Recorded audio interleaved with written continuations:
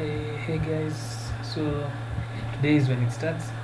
So the whole point of this channel is to teach you or to see my journey as I go through everything computer science. You know, I have really I've been programming for the past 5 years, and it's been a journey. I've learned a lot. You can see my Emacs config right here. I really love Emacs. We're going to talk about Emacs also, but maybe not now. I don't know why this is freezing, but then again, my PC is a potato PC, so I'm not really that surprised that it can't stream and render all these things going on in Emacs. But we'll go through Emacs, we'll go through data structures and algorithms. We'll go through the three main, I think, sites. Code Wars. You can see I only have 16 points. I'm 8th queue. We get all the way to 4th dan, or I don't know, 1st dan, whichever is the highest. LeetCode. We'll do LeetCode. NeetCode. We'll go through NeetCode.io. All 150 problems. And see where that takes us. We'll go through exorcism. I've done a few problems, just a few, but we'll go through all of these, and then finally we'll do build your next. We'll do as many projects that seem interesting. Some of these, like, I really like the blockchain ones, bots, command line tools, database. The goal of this channel really is to show you that that's okay. You hear people talking about how you can become a programmer in 6 months. I really don't believe any of that is true. You can learn how to do some front-end development in 6 months, maybe even some back-end, but I don't think you'll be a good programmer. I think you'll just be okay. Maybe you'll get hired. Some people have gotten hired. I tried it. I got hired, but not in 6 months.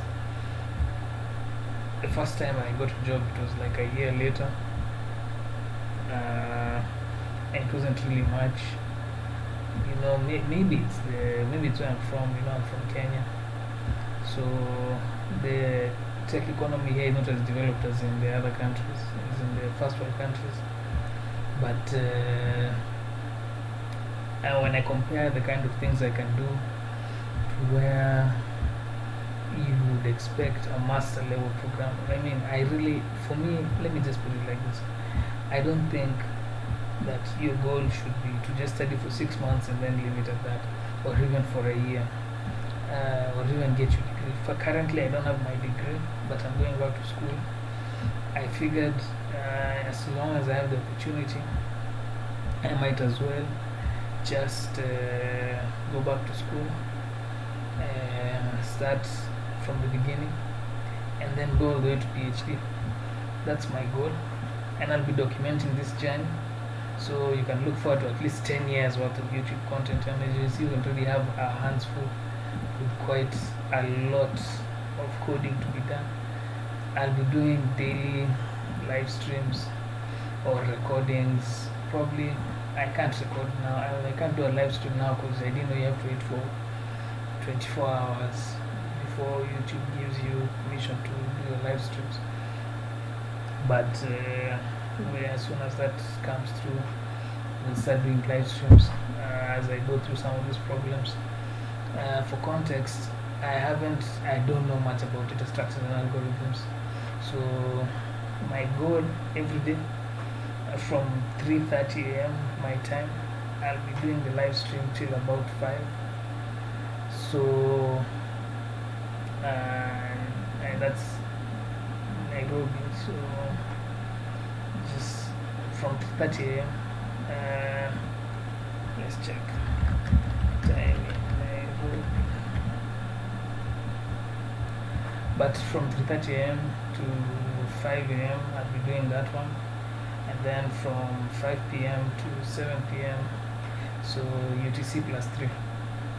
So I hope guys will be there. But yeah, so in the evenings we'll be doing the projects. So I'll be live streaming twice a day. Uh, the goal is to become a master level program. Me personally, I've had enough of just knowing enough to get by. It's not good enough. I don't think it'll ever be good enough. You just need to become the best. That's it. I'm approaching this like Elden Ring. I really like that game, and I played all of it, and it was fun and all that. But for me, programming is even more fun.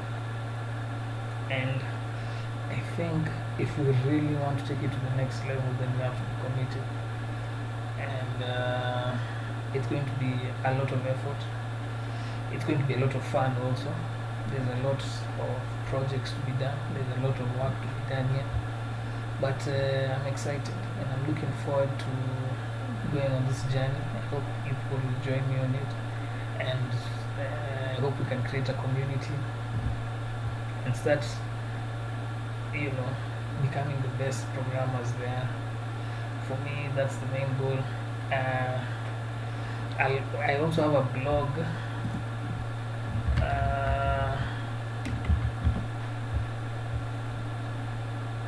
As you can see, there's not much on my blog, but I'll be doing updates. I read Simply Scheme the other day. Okay, maybe not the other day, quite some time back. It was a really good book. I really recommend it if you really want to learn about scheme and recursion and all that good stuff. So I have a blog. I'll be updating it regularly. It has an RSS stream, so RSS feed. So I recommend that you subscribe to my channel. Also, like this video. But really, the goal here is to become the best. And I've set myself. I don't know what else I can add. There are quite a few books we're going to be going through, but maybe on the blog, that's where the recommendations will be. But I'll talk about them on the stream from time to time. Open source software also will be a big issue. If I can I have a serious book collection that I have been accumulating over time. You can see we have 2,000, almost 1,500 computer science books. We'll be going through many of these books. I'll also show you my curriculum.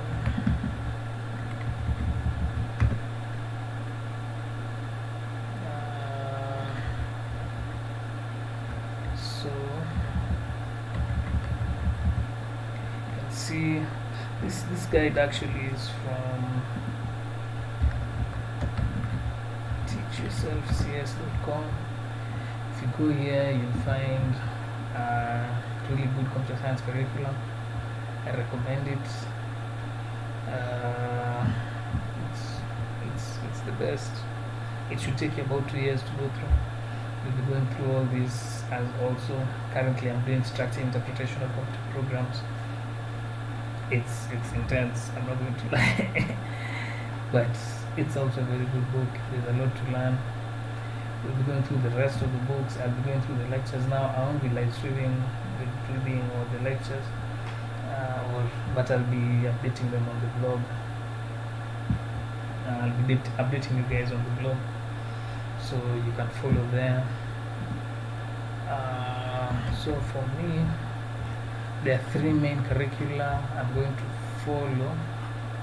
There is this computer science one that should take 2 years.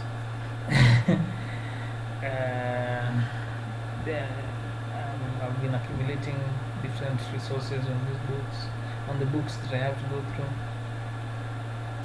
So you can see a few here. There is an AI curriculum. This is real AI, not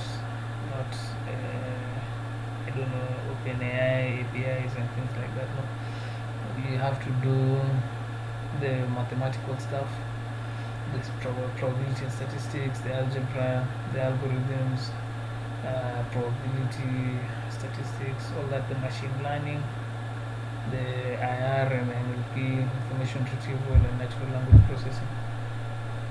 I'll be going through all that, features and feature selection, heuristic search and optimization, all that. There are a lot of books, but we have time.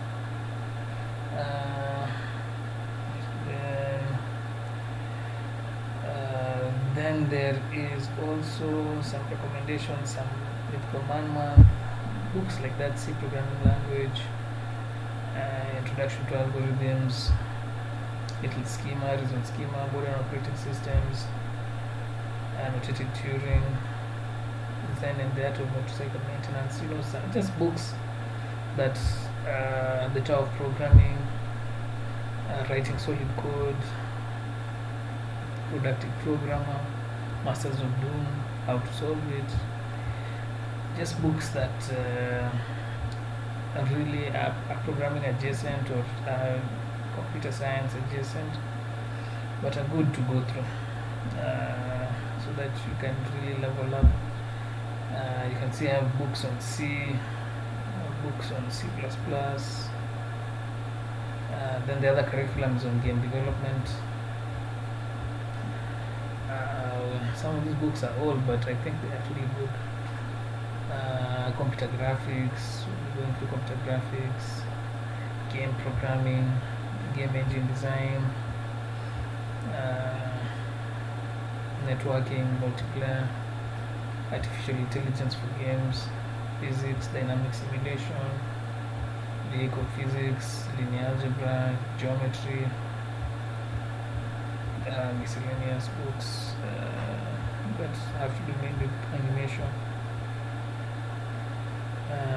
general programming in C++.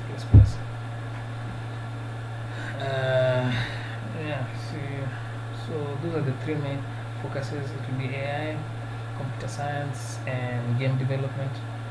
We'll have projects, we'll do algorithms, we'll have books on everything. So I really want to dig deep. I really want to take this to the next level, and I want you guys to join me for the journey. I'm also doing this to keep myself accountable. Like I said, I want to get my PhD. I don't think it will be easy, but I also don't want it to be. I want to have fun along the way, and I want it to be a journey that I look back and I'll be proud of. I'm just going to say a bit about myself. I've come from far.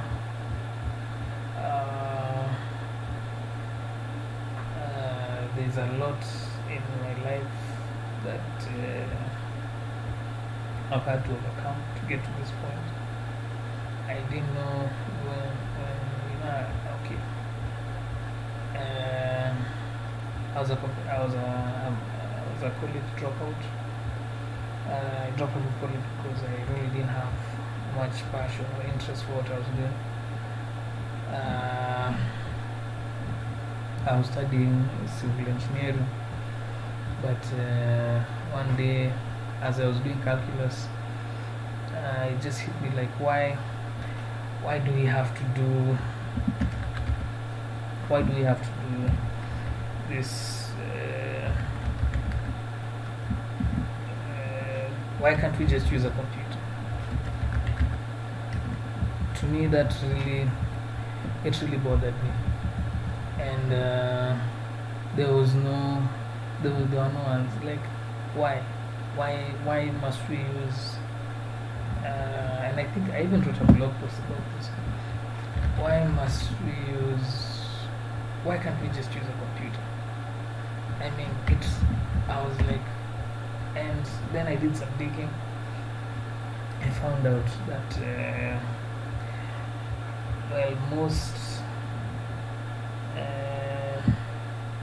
most computer-aided design, most civil engineering, at least in the big economies, use something known as computer-aided design. Now, computer-aided design is really, like in the name, as it says in the name, you need to use a computer to do this design. And because you need to use a computer, the thing is, you do your calculations using the machine. You don't do them on pen and paper. And that, to me, that was part of a light bulb moment, because I was like, okay, so you're going to do all your calculations using a book, I mean pen and paper, using a program, but you want us to use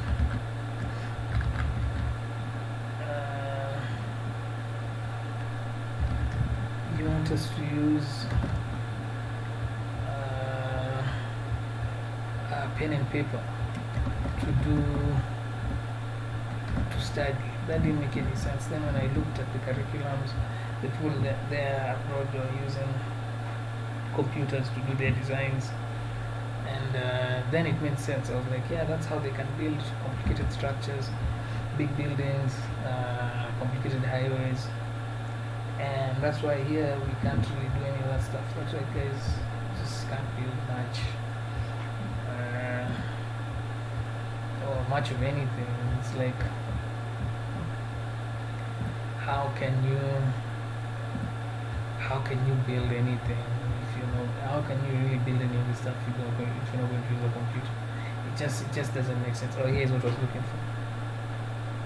This function. This is the function that just, it drove me crazy, because I'm thinking, okay, how can, you're not going to tell me that every time I'm doing my calculus, the only way to do it is to this some other stuff that, okay, just read the blog post. I really recommend you just read the blog post, but this will explain some of where I'm coming from. So yeah, I mean, you're not going to tell me that when I'm doing my calculus or I'm doing my algebra and it's numbers that you can't even get a whole number out of, that I'm going to use pen and paper. Like, that doesn't make any sense. Or when you're doing your designs, you're just going to use pen and paper, and you're really trying to design like shell structures and things like that. That's not going to make, that doesn't make any sense. And then I was like, okay, so you're going to use a computer, but what kind of computer are you going to use, or rather what kind of programs are you going to use? And then that's when I was like, okay, let me dig deeper, let me try at least to do some of these calculations using a program. Let me see. At that time I didn't know anything about computer programming. All I knew was that it's possible, because I could see, and because I knew people were using programs to do their calculations. So I did some digging. Then I was like, okay, so the first thing I need to learn is computer design. When I tried to do computer design, I saw that yes, you can do the buildings, you can draw everything, it's good and it's fine. And that was step one. But step two was like, okay, so how do I do my calculations? You can't do calculations using CAD software. So then I was like, okay, let me see.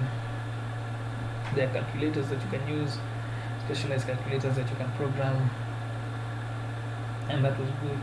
But then I was like, okay, so how do I actually do this for myself? How do I write a program that can do the calculations for me? At that time we had a course on programming. It was teaching C, and funnily enough I failed this course, and to this day I still don't know C. I know Scheme and JavaScript and TypeScript and Bash, and I can a lot of Linux, but C is one of the things we're going to be learning on this channel, and C++ and Rust. I know Rust, but anyway, that's a tangent. So I failed that course on C, because to me at that time I was like, okay, what's this? This just looks like positioning, semicolons, and nothing much is really happening here. And I wasn't interested. And And then I was like, okay, but I still want to figure this out. That's when I stumbled upon Linux, and then the bug. I got the bug because I was like, because what happened? My machine at the time couldn't run Windows. It was an even older PC, a laptop. It was so old it couldn't run Windows. And then my hard disk fried, so the only way I could use the laptop was booting using Kali Linux onto the machine, and I lived like that for like six months or so before I got another hard drive. But by that time, I had already studied a lot of Linux. I had read through the Linux Bible. I had learned Bash. So there was one day I remember I was trying to find a file on my PC. Then that's when I used the find command.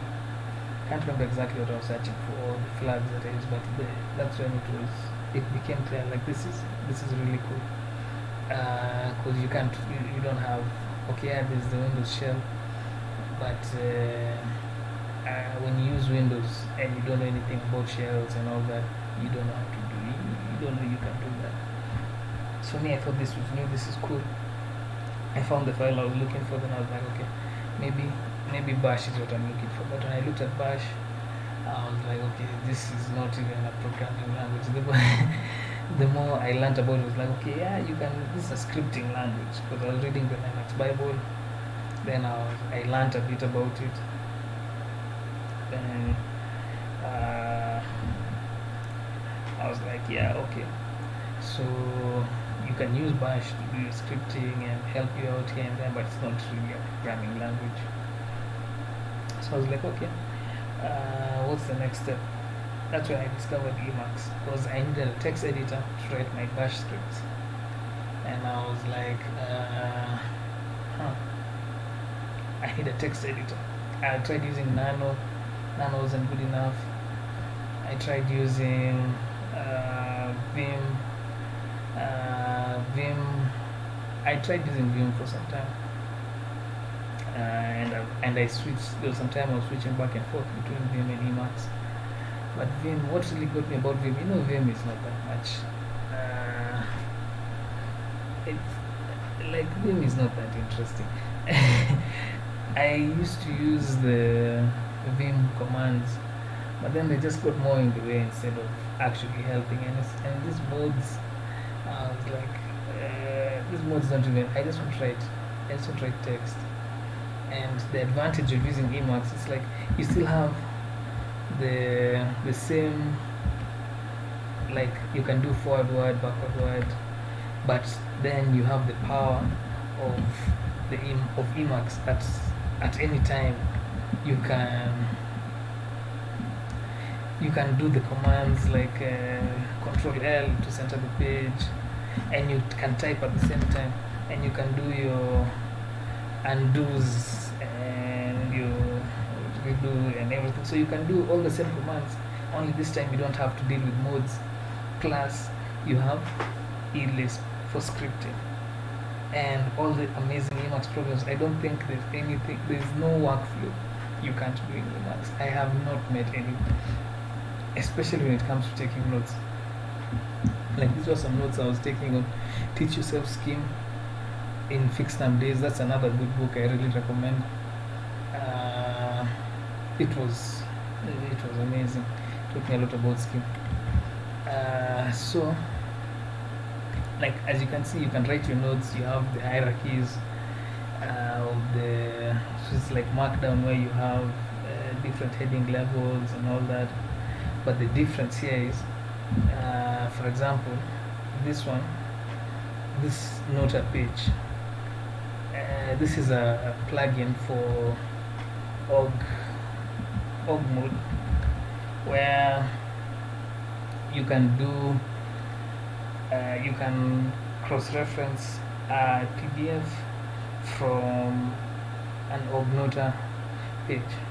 So like for example, here is the PDF Teach Yourself Scheme in Fixed Number Days, and as you saw, I don't know if you saw, but you just press Ctrl+C+N+E, and there you go, it loads the program. To switch windows is Ctrl+X, You can use the arrow keys to go down on the mouse, but the mouse is only good for scanning. Just use your arrow keys. Then you see, like here, there is this. We have a program here. You can create a code block and say which language it will be in. We say we want the results in the output. We're saying here Tango, because okay, we have to put the results in the output because these are like side effects. It's something you would see on if it was outputting to the terminal, but if you don't say it outputs the terminal, but if you don't use results output, it won't show you the result. Because you're not at a terminal. Then we can tangle the script and say it should. If we go to that location, Control XF just brings this up, and I think it was hello. You see. So you can see it's just so much better. I don't know how else to describe it. It's like you have so many, like you can't even compare. I see people using like Ranger, and I'm like, Ranger is so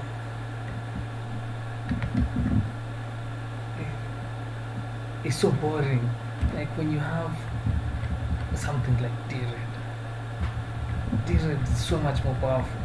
You can, and this is D-Red with Davish, and it's just so cool. It's like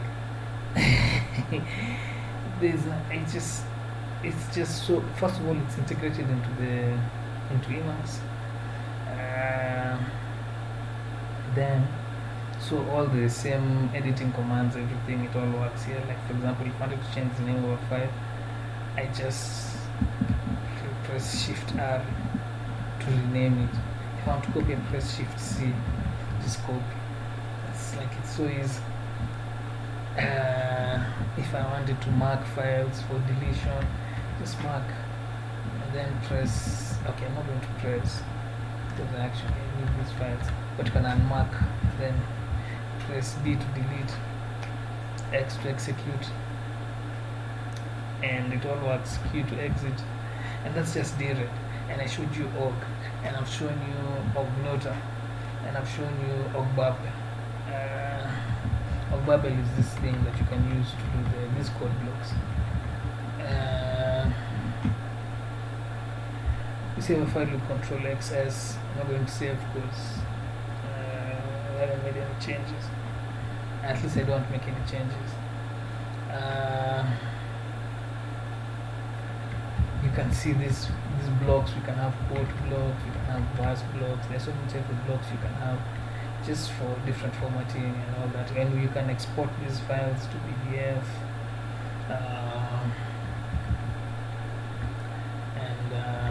Yeah, it's just so cool. I don't know. It's crazy. It's like when I discovered Emacs, I was so happy.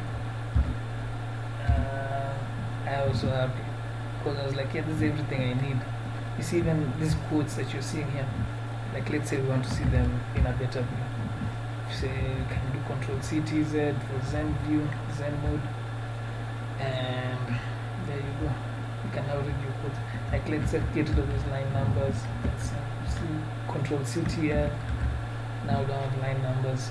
You can just read. We have Calibre. Calibre for our library from earlier. This library is all here. You can search, you can do everything. So all my books are here. So like when I want to start reading a new book, the workflow is I come here to my old room. I come here and I choose programming. This is D-Red still. I'm telling you, man.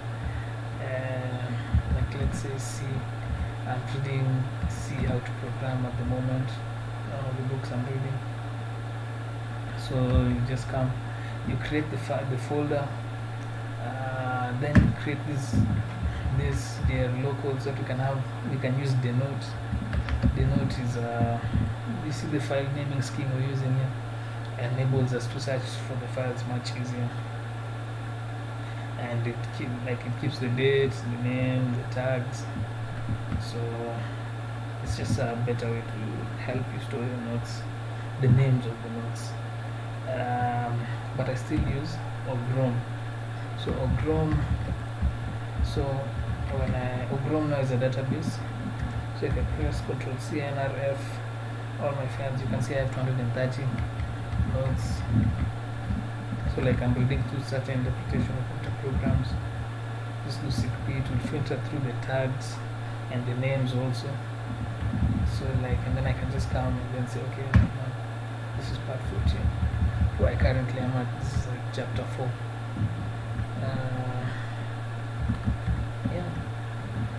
Again, we have the same thing with the code blocks here. Yeah. So it's really powerful. It's really powerful. And yeah, that's just a quick 2 or 3 months. But we'll be doing much more. We'll be going through eLisp, at least maybe on the blog, if not on a video. Go through eLisp, talk about Lisp in general also. I really like Lisp and Scheme. We'll be doing I think my config is online. You can find it in my repository, which you can find here.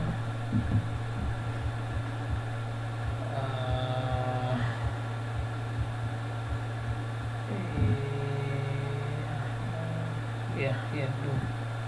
Oh yeah, I use Doom Emacs. That's the best version. Just nobody should lie to you about how you need to do from scratch. It's just, to me, it's a waste of time. Just use Doom Emacs. You can use this to set you up. It has a setup for GNUs as well. GNUs is this epic RSS feed manager. Let me just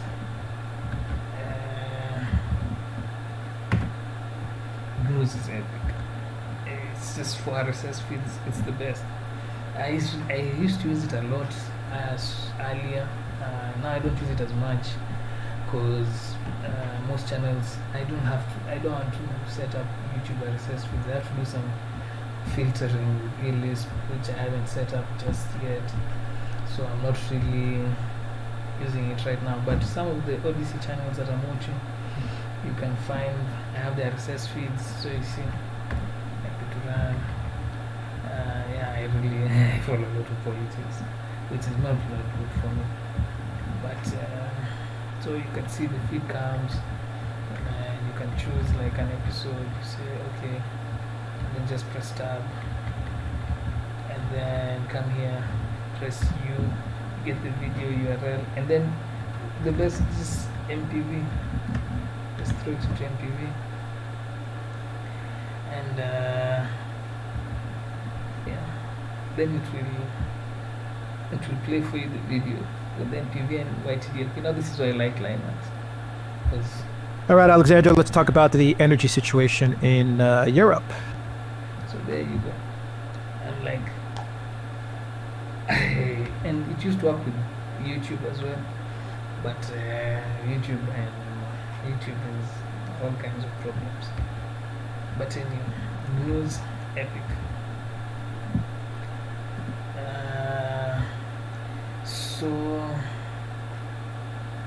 Okay, yeah. So I discovered Emacs. Then once I discovered Emacs, I discovered eLisp, and then I discovered Scheme. Then I was like, okay, fine. How do I learn this? But then life happened.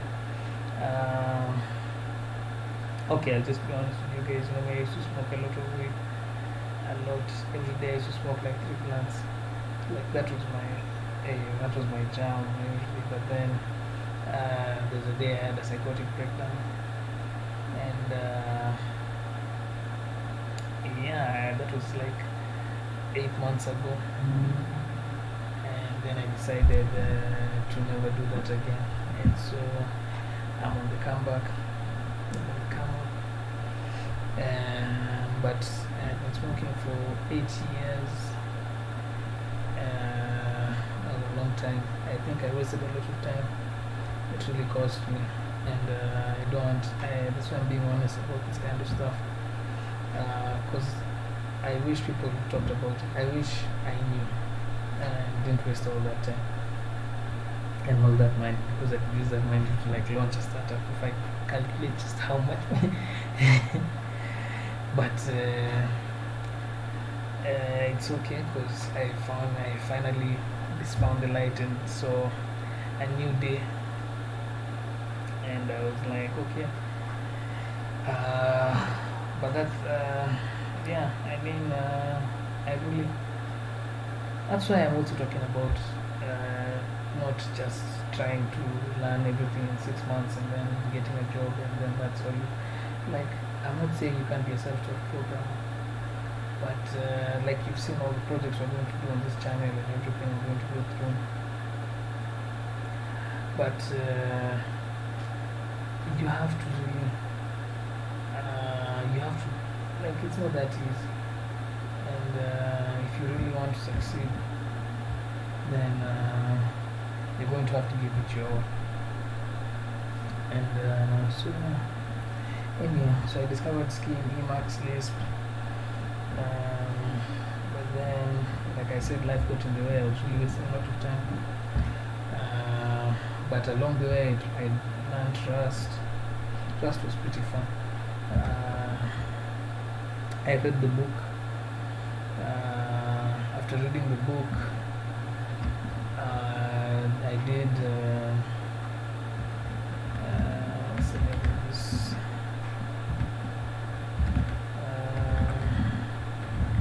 Trying to remember. Zero to Prod. Yeah, Zero to Prod. That was a good book also on web stuff on Rust. I thought it would get me a job. It's never got me a job, and that's why. That's why also I'm like, okay, even if you get a job after 6 months of doing this, you have to give it more than. There's so much more to discover in computer science, and this is just the beginning. So anyway, I learned Rust, then I wasted some more time just watching YouTube and smoking, all that. But then I discovered now structure interpretation of computer programs, and I really wanted to read that book because I was getting a lot of recommendations about reading structured interpretation of computer programs, CP. But I couldn't read it. It was so hard. It was such a hard book. And I was like, okay, fine, maybe it's because I don't know Scheme. So I started learning Scheme. That's why I read Simply Scheme. But when I was reading Simply Scheme, I was like, okay, I still don't understand how these things work, especially those chapters on recursion. I was like, this recursion is so hard, especially if you're trying to do like a tree recursion or a tree map recursion or especially when you want to define some of these procedures for yourself. I was like, this is very tricky. And it took me some time, but I was able to read the book. I also read Teachers of Scheme in Fixed Number Days, like I mentioned before. I read those two books, then I was like, okay, finally I can do structure interpretation of computer programs. Then I started going through the book, and that book has a lot of mathematics. But one step at a time, I found a site which is down now. But it helped me go through the first 2 chapters of the book, which had a lot of maths. But it's fine, I was able to go through those chapters. And now I'm on chapter 4, and there are the lectures also that accompany this book. And I recommend it, but it's a heavy book. I think the book is better than the lectures, But if you're not understanding what's going on in the book, just go watch the lectures. I can give you a primer, but that won't help you that much. It's really just it's compared to the book, it's like entertainment. The book is just so much more intense. But I recommend going through every exercise in the book. It's really helped me a lot, and I think it will help you too. Now, so I've gone on a rant tangent for like 20 minutes, but I really wanted you guys to understand where I'm coming from, where we're going with this channel. Again, tomorrow I'll upload. We'll start with, I think, code wars, because like I said, I don't know much about data structure and algorithms, so this lead code will be a bit complicated. Neat code also, but neat code has some good guides. But for algorithms, I won't be using. Let me show you what I'm using. For algorithms, I'll go through.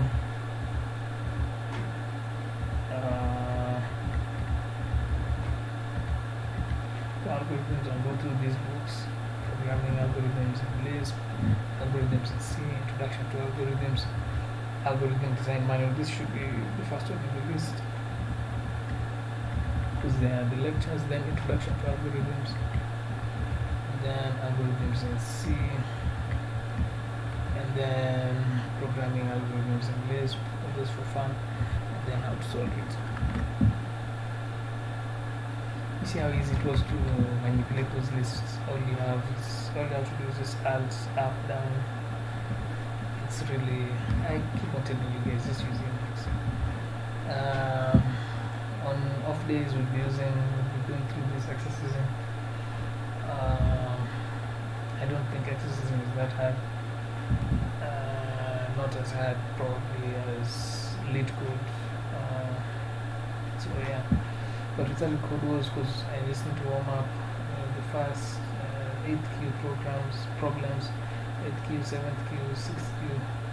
We'll go through those ones as the channel starts.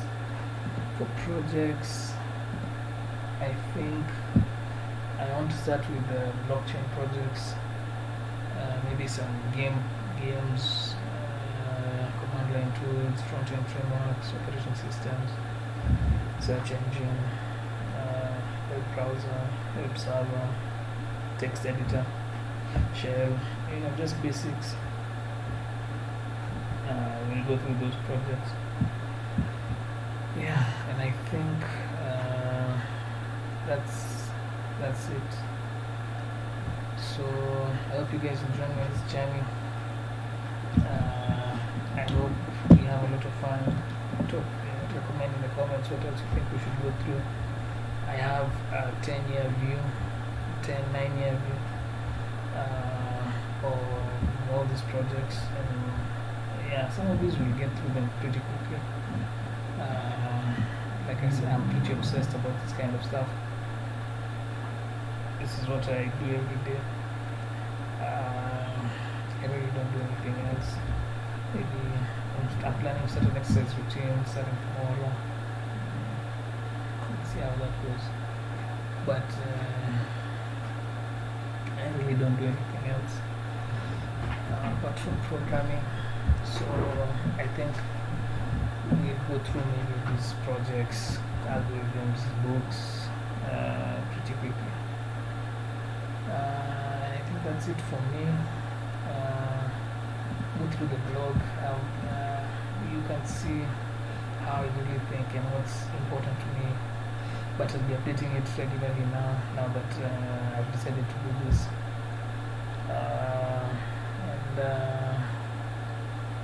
Yeah.